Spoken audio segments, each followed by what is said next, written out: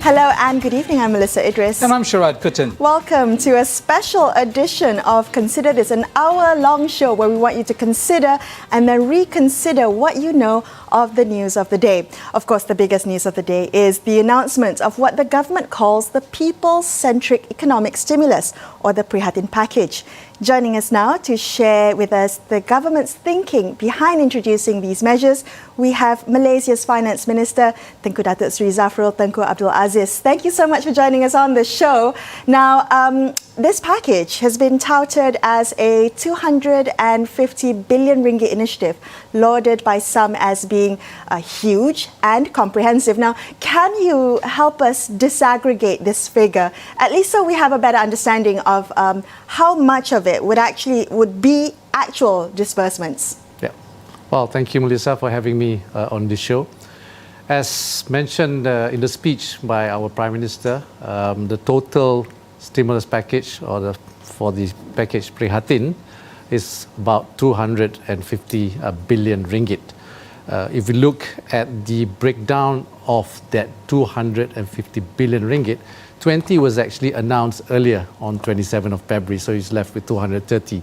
So the thrust of this package, Prihatin, is one, is to focus on the people, and secondly, on the business, right? And people covers both P40 and M40. So people is about 128 billion ringgit money allocated for people, and another 100 billion ringgit for firms and businesses, another 2 billion ringgit more for the economy as a whole.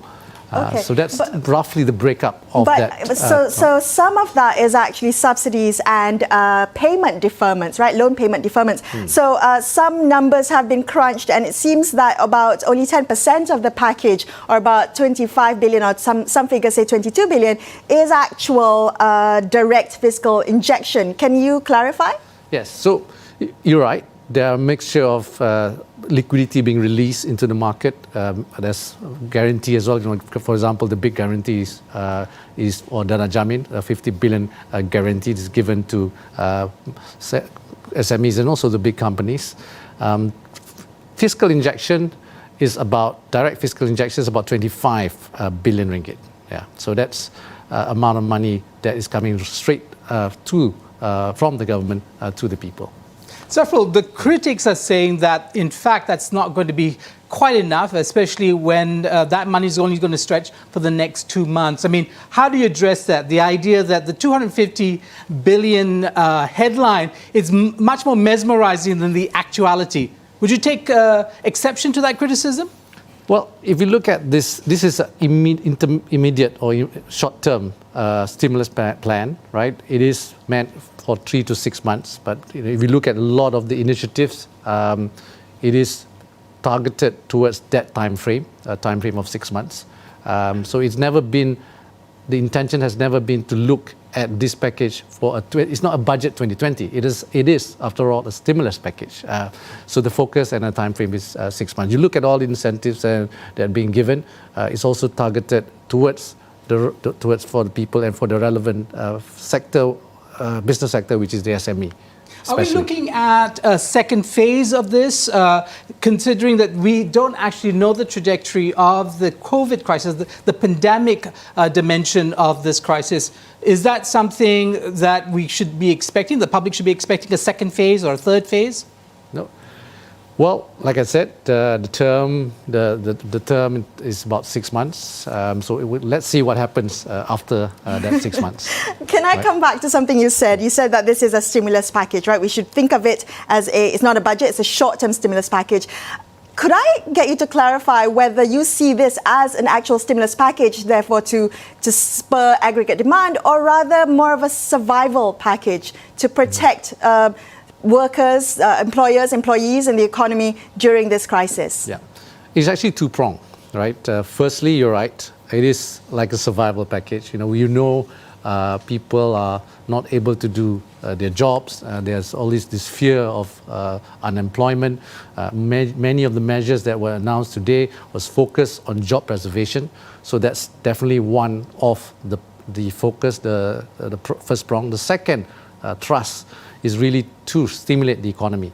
So that is why it is important that this fiscal stimulus targets this group that will spend, right? Because what we want is that people spend money to stimulate the economy. And therefore, we also announced that the government, and together with the other GLCs that we have a purview over, to make sure that they continue or even accelerate the capital expenditure. Just GLCs alone, the capital expenditure is estimated to be around 30 billion. And all the major projects that was announced, even in the budget 2020, should and will continue.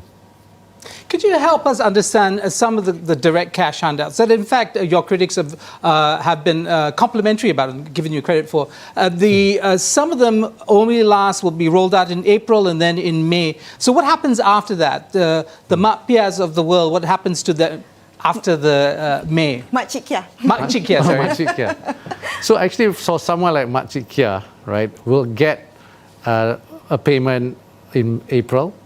She will also get a payment in May, and actually she will also get a payment in June, right? So this 3 months, so a payment of total of 2,600 ringgit, of which first payment and second payment is Bantuan Prihatin Nasional, and then we have the Bantuan Sara Hidup, BSH will continue, that will also be given to someone like Makcik Kia sometime in June. Okay, since we're talking about Makcik Kia, I also want to talk to you about some of the numbers. So in the Prime Minister's speech, he said that Makcik Kia will be saving 4,464 ringgit. Now, if we were to take a look at the direct disbursements, actually, Makcik Kia would only, and her direct savings, she would only be saving about 864 ringgit. Everything else, the car loan, the PTPTN loan, the microcredit loan, those are all loan payment deferments, which she will have to pay eventually. So she doesn't actually save, she just gets deferred. So she only saves about almost about 860 ringgit. Yeah. So she does save on the interest. As you know, many of the banks have announced that the interest will not be compounded, not be accrued. But if you look at this plan, right, it is to help the immediate situation, right? It is to ease the cash flow, right? I think at the end of the day, what is important is we get people like Makcik Kia and her husband and the son that just graduated to have food on the table, right? So cash flow, the liquidity of the cash flow of a household is very important. So that was the main focus. Was not so much to make money, right? It's for survival. Right.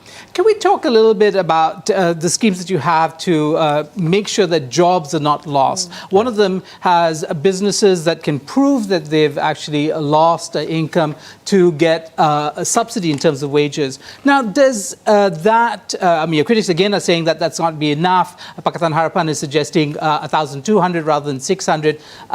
The question is, in that whole kind of initiative, is the foreign worker, who are significant in numbers in our economy, factored in? Will companies be able to claim on the basis of foreign workers employed? Yep. So if you look at the announcement of wage subsidy, we have done some work on this, albeit given a short time frame. If you look, we are looking at companies that have performed worse than 50%. Performance have gone down by 50%.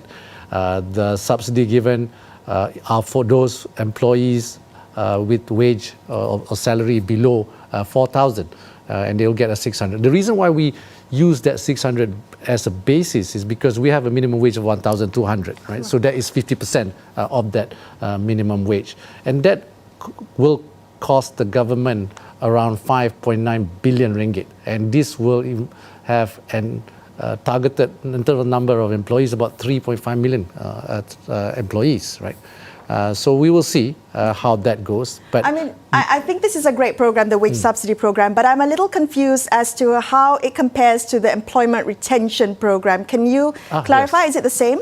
Yes. So employment retention program is for employees who are on unpaid leave. So as you have heard, there are various industries that are badly hit, one being the airline industry, that they have asked their staff to be on unpaid leave.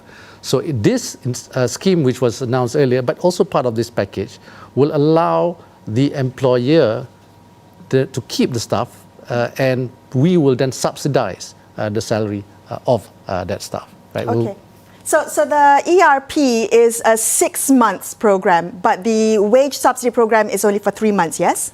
For now, it's for 3 months, yes. Could you help us understand? I understand it, as you've already suggested, it's taken, you've been given a very short amount of time to roll this out and in terms of doing the research and such.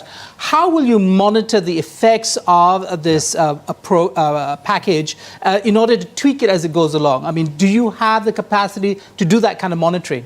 Yes. Yes, I think that's a very good question. It's something that the Prime Minister also mentioned in his speech.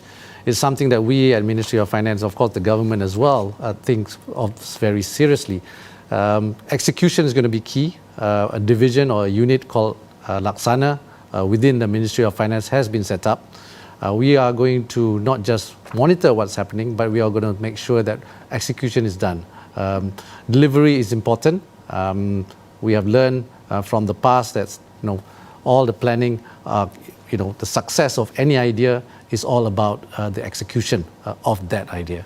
We definitely want to talk more about the delivery and the execution of this package. Also, how it will be funded. That's all coming up next on Consider This, so stay tuned.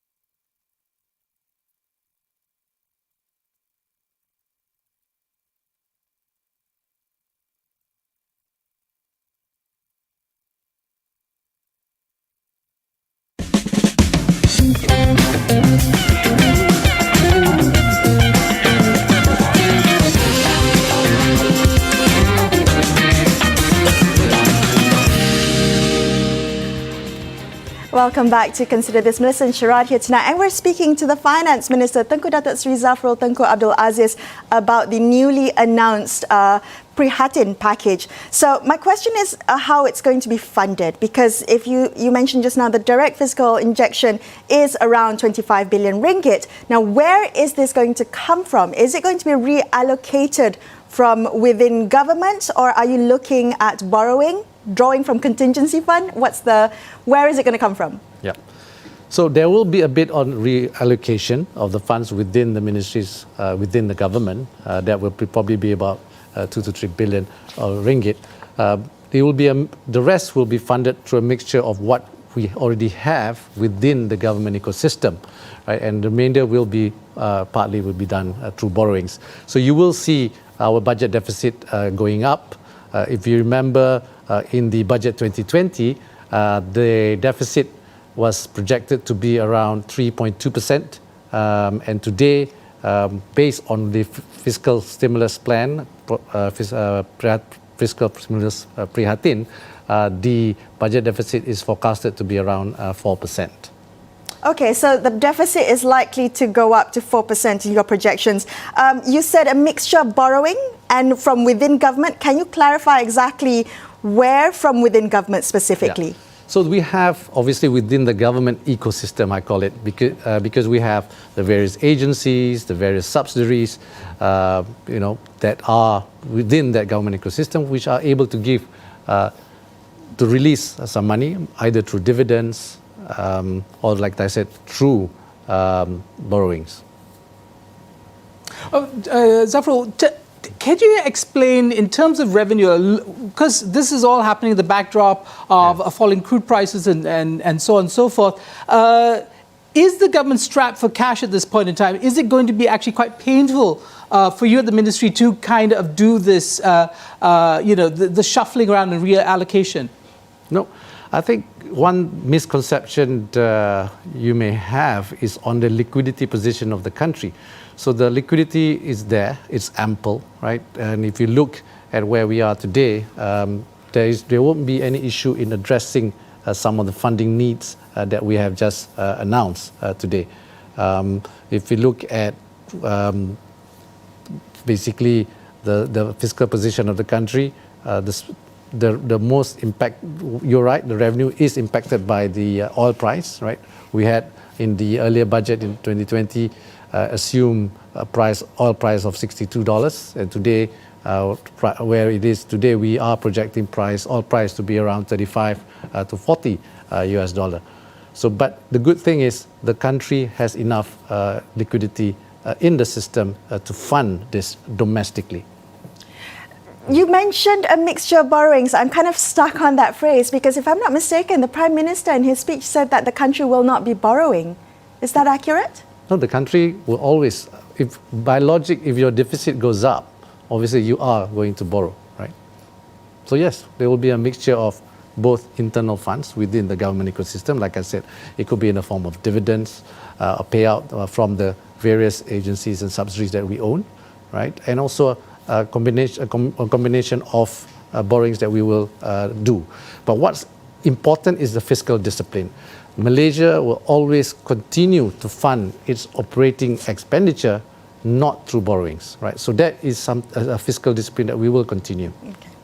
What about the question of the ministries that might have their budgets cut? Can you actually name some of those ministries? I mean, in the kind of chatter that there is, there's sometimes talk about non-essential ministries and so on and so forth. Is there such a thing? And could you name some of the ministries that might actually be looking at a budget cut? No, when you say it's not a budget cut, it's reallocation, right? The money is still within the system, right? And if you look at the kind of expenditure out there that has to be cut anyway. You look at the events, the travels, the postponement of Visit Malaysia here. So these are things that are not going to happen, right? So we need to recalibrate the budgets of the ministries.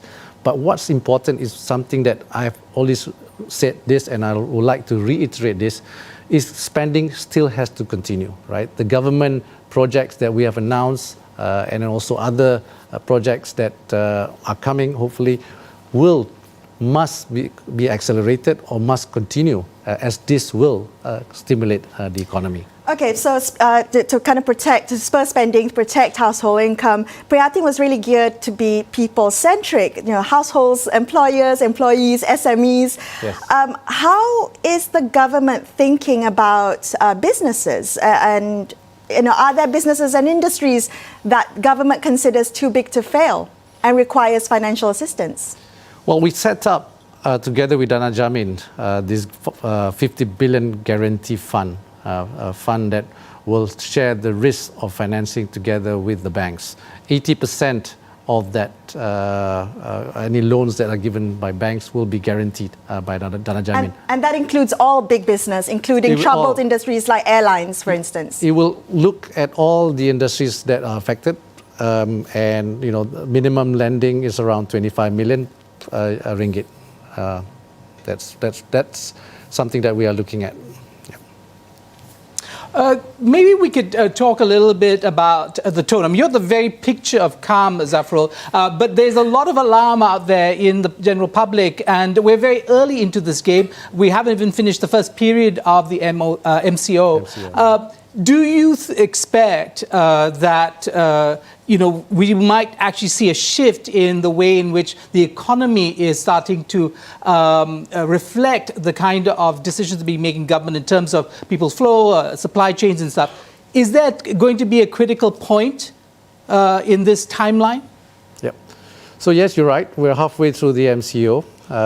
I think when you look at financial markets, they have probably factored in most of the concerns, right? But again, this is unprecedented, so no one really knows how long this will go on. But we need to be prepared for the worst. So my view about what's going to happen with regards to the economy is we need to be prepared.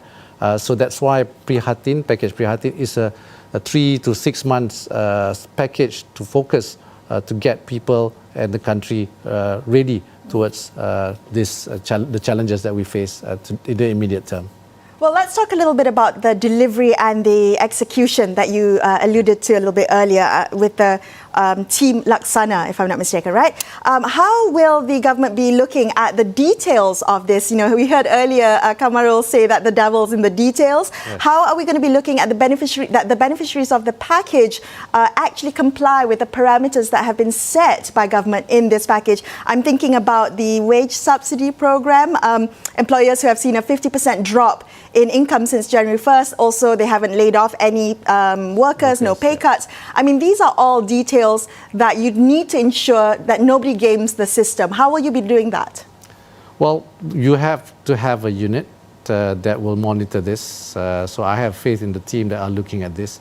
But obviously, you know, what is going to be key is that we have a robust process and governance in place to ensure that we minimize, any mistakes that may happen. But again, we will see. Laksana is a newly formed team. With the good news is it comprises of existing senior civil servants. They have a lot of experience in executing large projects like what we've just announced. In fact, these are the same people that monitor most of the projects that are happening today in Malaysia. Zafrul, you know, the Prime Minister's address was that everybody would be a subject of concern for it, that if nobody would be left behind. But sometimes the emphasis is on the B40, the most vulnerable in our society. The M40 often feels kind of left out. It's kind of in the middle. You're neither really privileged nor are you, in a position of being desperate. Is the M40 truly addressed in this particular package? I believe they are. If you look at what the government is focusing on, obviously B40 is one segment, but I think for the first time, from my understanding, this is the first time there is also help for the M40. The definition here for M40 for us is salary between 4,000 and 8,000. And you've seen that we are also giving them through Bantuan Prihatin Nasional a one-off cash payment of 1,000 ringgit. We also allow the M40 to take money out from account 2. We also allow them to take out money up to 1,400 or 1,500 from PRS without any penalty, tax penalty, tax penalty is usually about 8%. We also allowed, the banks have been very accommodating and allowing deferment of payment of principal and interest. So these are all, targeted towards the M40. And when we talked about the package or the measures being monitored, how will the Prihatin package be monitored specifically for graft and leakages? Particularly since, Zafrul, this package was crafted without parliamentary oversight. Yeah. Again, I think Melissa, you cannot confuse oversight of Parliament with day-to-day execution that we plan to monitor, right? So let me assure you that we at the government, and especially the team at Laksana and the team at Ministry of Finance, together working closely with other agencies, with my colleague at the Cabinet, will work towards monitoring this closely, right? We also have another platform, the Economic Action Council, which meets every Monday. This will be another platform where Laksana will be reporting. They already have reported the progress in their last AAC meeting on Monday. So you're right, execution is key, and we at Laksana, together with my colleagues at Ministry of Finance, will ensure that we will do our best to get people, to get the money to the right people. And lastly, the questions around everybody in some sense having to make a sacrifice, right? And that there needs to be a national consensus. Do you expect Parliament to be in session in I think May, that it was scheduled, or even brought forward in order to kind of create that national consensus through dialogue at a parliamentary level? That, I think, is a question that you've asked the Prime Minister. Okay, well, we might have to put that question to him. Thank you so much for speaking with us today, this evening, and sharing those insights, helping us clarify some of the confusion out there regarding the Prihatin package. I really appreciate your time on this. Thank you, Zafrul. All right, we're going to take a quick break and return after this with more analysis on the Prihatin package. Don't go anywhere. Stay tuned.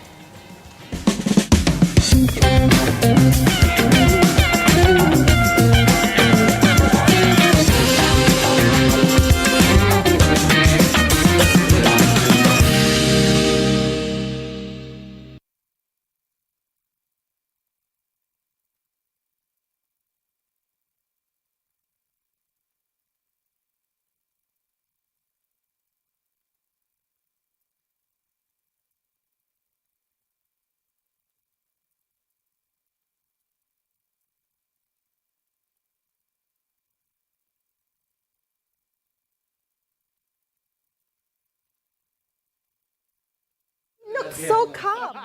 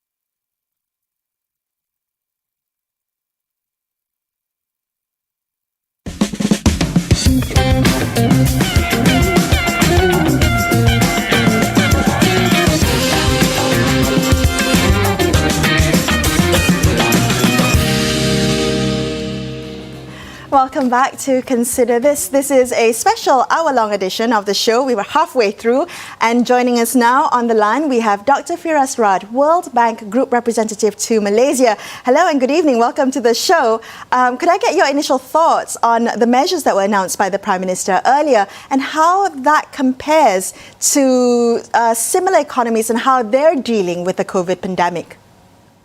Well, good evening, Melissa and Sharad, and thank you for having me on the program. Allow me first to commend the government and the Prime Minister for issuing the second stimulus package to address the impact of COVID-19 on the Malaysian economy. Many other countries, as you know, have announced similar stimulus packages, and all of them, in varying degrees, try to give enough support to the healthcare system to ensure it is ready to treat the expected number of COVID-19 cases, which also includes additional resources to the medical and frontline responders. And we see this here in Malaysia with the 500 million ringgit going to the Ministry of Health and the 1 billion ringgits going to the purchase of medical equipment. They also try to provide social assistance to vulnerable households and individuals who are most affected by the economic downturn like this one, and to support businesses that are struggling to keep afloat, especially SMEs, with the aim of helping them retain their employees and keep operational. They also try to the extent possible, to ensure there's enough liquidity in the financial system so that it can help households and firms to smoothen their consumption patterns during times of crisis. And in the context of firms, obviously, to help them retain employees and to keep them operational. Now, in our view, this stimulus package contains these very elements and is therefore a welcome policy initiative by the government. Yet at the same time, we would also say that the package implicitly assumes that the crisis will pass within the next 3 to 6 months. If this is not the case, then perhaps additional stimulus measures may be needed. There are also thoughts that the relatively modest size of the wage subsidies may not be enough to prevent the layoff by firms with weaker balance sheets or during a prolonged period of restricted activity. There's also a heavy reliance in the package, as was mentioned in your program, on financial sector measures, on drawing down individuals' own retirement accounts and the relatively limited reliance on direct fiscal measures. And this perhaps reflects Malaysia's comparatively weak fiscal position entering into the crisis, and as well as the challenge of, as you know, of lower oil prices, which erode revenues. Right.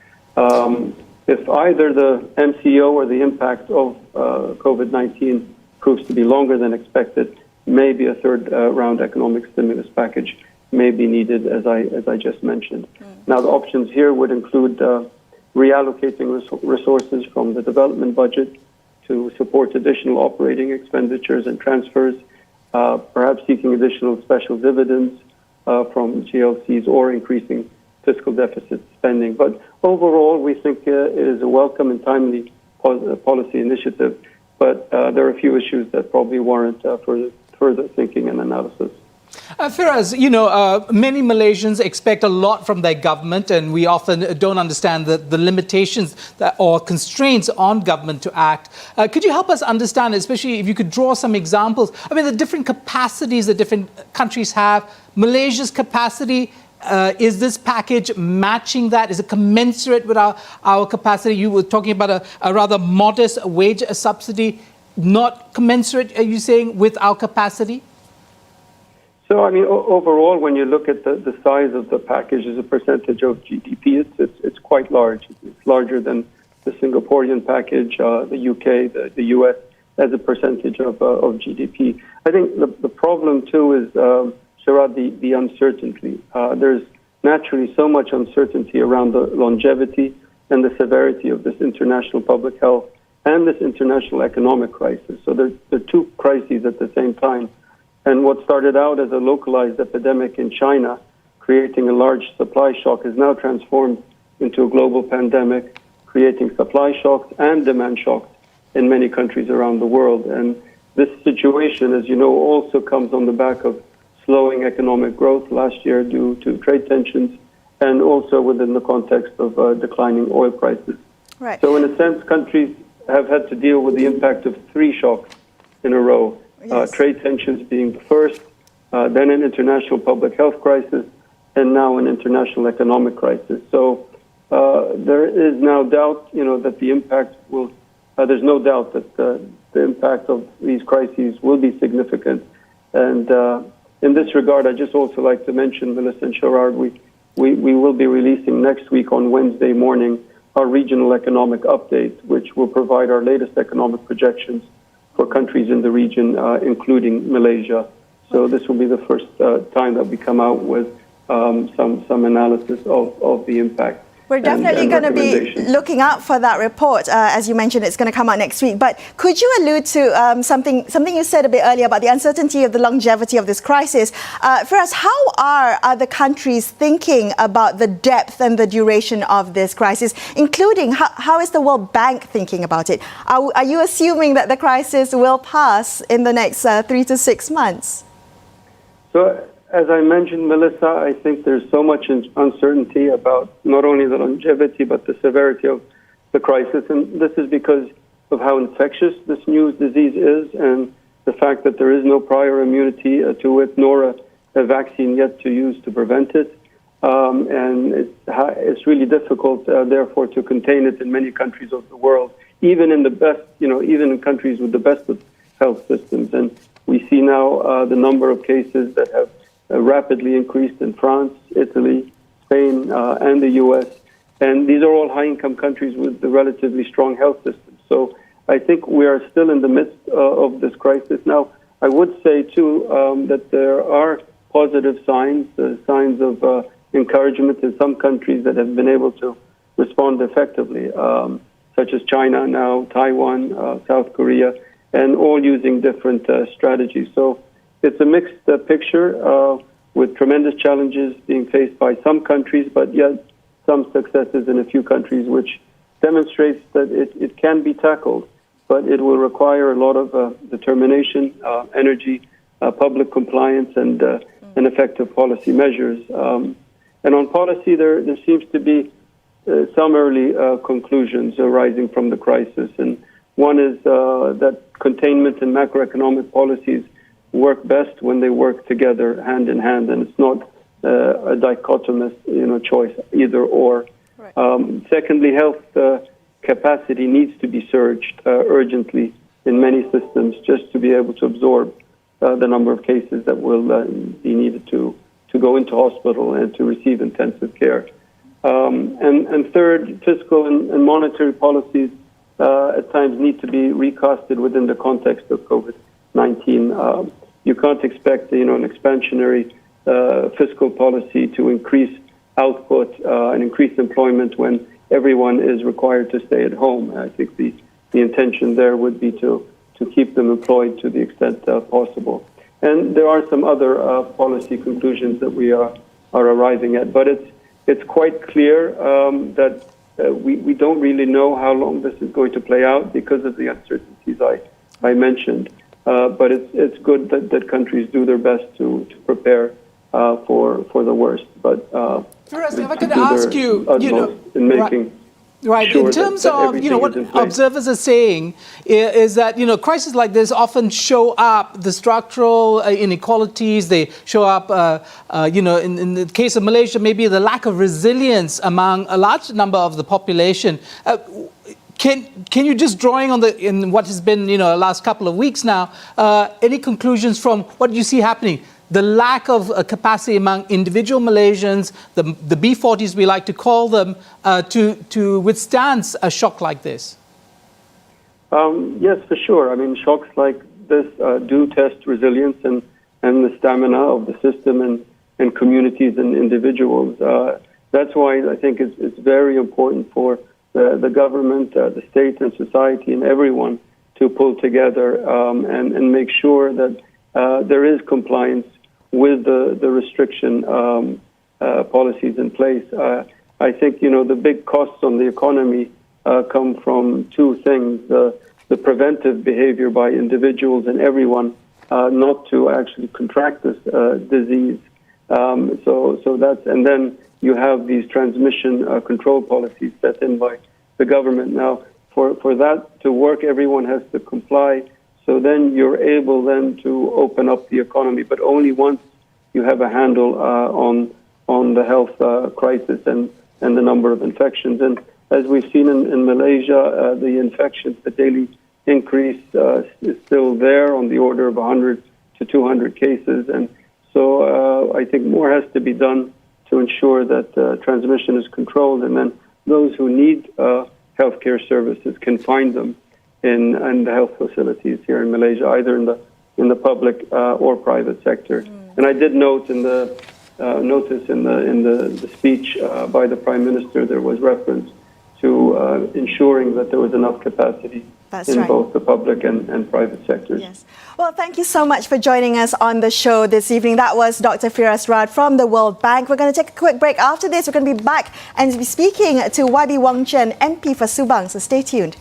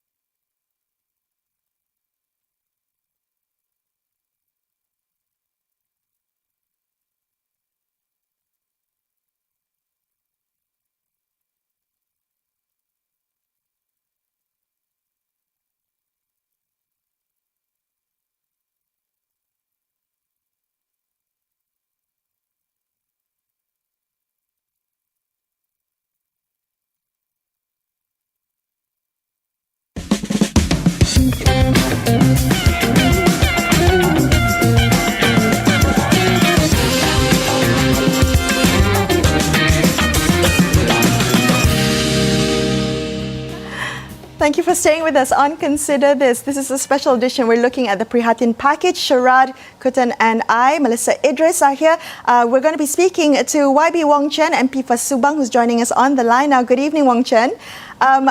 Share your initial thoughts with us. How are you reading the Prihatin package that's just been announced? Well, the numbers are a bit strange in the sense that they claim this to be a 250 billion package. On paper, it looks like 250 billion, but in actual fact, the spending is about 25 billion in real cash injection terms. And to give proper context to it, I mean, our GDP is 1.6 trillion. So if it's truly 250 billion, then we are ahead of the curve around the world in the sense that we're spending 16% of GDP. Singapore, our neighbor, considered, the standard bearer in Southeast Asia is only spending 11%. So we really have to relook the numbers and get down to the truth of the matter. And to the Prime Minister's credit, he did mention that the actual cash injection in his speech is only 25 billion. So that represents 1.6% of GDP. So those are my big numbers comments. Okay. Wong Chen, why would you discount the other components of the package? I mean, why are they not as significant as the fiscal injection that amounts to about 25 billion? Yeah, the cash injection is important for consumer consumption. I mean, that's the key point. The injection gives money directly to the people through the welfare injection, about, if I recall, about 12 billion or so. And then the wage support, which is about another 6 billion. Those are real things, I mean, they're actually physically handing it to people to be used to keep the domestic economy going through consumption and to retain jobs. I mean, those are the real things. The others, whether it's a moratorium on loans, whether it's government guarantees, those are a bit more tricky. They come in at a much later stage. What we need to do now is to ensure that the consumers and the general population at large have enough money to spend. And that's the key point. Of course, I respect that they have fiscal challenges. But, they really need to get this right. And I think, not overblowing the issue and saying that we're spending 16% of GDP, just getting down to the real bricks and mortar and just looking at the actual numbers, I think, will give more confidence to the public overall. Yeah, well, I take your point about the mesmerizing effect of that $250 billion claim that's kind of front and center in terms of much of the media. But when you don't have to pay a loan, it does, in fact, translate into having more cash in your pocket, does it not? That is for the cash flow of the corporations in particular. I think some people, of course, if they don't have to pay their credit card loan or this gets deferred into a term loan or their car loans, eventually they have to pay it. This is not a write-off. So the question is, if you're trying to help corporations, why are you trying to help them? In big macroeconomic terms, you're trying to help the corporations to retain workers and to make sure the workers continue to have pay, so that the money can go back to the economy and start consuming. If people lose jobs, and then we're into real situation. Having said that, 25 billion is not a small amount. I was very surprised that the government has committed 25 billion in direct injection for a period of 2 to 3 months. 2 months for welfare, 3 months for the wage support subsidy scheme. So I'm not making fun of the government. I'm just saying that being more transparent and more honest about the numbers is probably a good thing. Right. Well, I take your point about the worker protection for companies, for businesses, right? So this is to help companies stay afloat so that they can in turn help workers stay afloat and households stay afloat. Do you think, though, Wong Chen, that this is going to be enough to keep businesses afloat during this difficult time? Because, we're talking about all of this against the backdrop of a slowing global economy, against, falling global demand. You're right. There's a revenue problem. I mean, globally, even if you are exporting or you are still manufacturing, even though you're under MCO, some electronic industries have been given the exemption from MCO. So even though if you're doing this and you're still running, the actual revenue has dropped dramatically. And if we look at the China numbers coming in, the impact is close to about 30-something% for Chinese factories in terms of their revenue and profitability over the last 2 to 3 months. So we do expect this to happen and to slow down. But it's about question of how to distribute this money, that is 25 billion. My main beef is I think the government will do much better if they transfer the money, the bigger bulk of the money, through wage support subsidies rather than direct handouts to people. Because by doing that, you could actually protect and ensure that people do not remove or do not sack people, workers, over this period of 2 to 3 months that we're looking at. And would that include the large foreign worker population? Are you suggesting, and if I understand correctly, the Pakatan Harapan statement on this package suggests a wage support of about 1,200 ringgit. Now, would that go to the foreign worker population as well? I think there is no distinguishing point that the government has made. What we know is foreign workers tend to earn about 1,200 or... We've just lost the audio. Wong Chen, are you there? We're gonna try and get Wong Chen back and try and connect that audio once again. But very interesting point, because the Pakatan Harapan has actually released a statement in responding to the Prihatin package, and some of the main issues that they've pointed out is that at first they commended the bipartisan conciliatory approach. However, they have pointed out that for this fictional character Makcik Kia, who represents the average Malaysian, what happens to her after 2 months? So this is a 2-time cash handout, but what happens after that? Is she left to fend for herself after 2 months? Yeah, in fact, that statement, Melissa, had many other points. Like you say, they do commend the Prime Minister. They bring up his last paragraph to the top of their statement in terms of, how he framed the political character of this particular crisis. He says, you might not have voted for me, but this is a government for all of you. They do ask some, I think, very interesting questions that we need answers to, like in terms of the reallocation of ministry budgets. They say, where will spending cuts be made? Now, that's not been made clear to us, I think, at this point. Also, they make mention of the need for perhaps wartime coordination in terms of procurement. Oh, what's that's a very interesting element in the statement around the way in which a government might intervene in the market in order to secure some essential services and goods. Okay. Well, in fact, you can ask that question to Wong Chen himself. We have him back. YB Wong Chen, the MP for Subang. Sharad had a question for you, Wong Chen. Yeah, so, in that statement, if you could help us understand, one of the questions was the anticipated spending cuts. The other was the wartime coordination procurement aspect. I mean, that's an interesting suggestion. Could you elaborate on that, please? Wartime? I don't understand that question.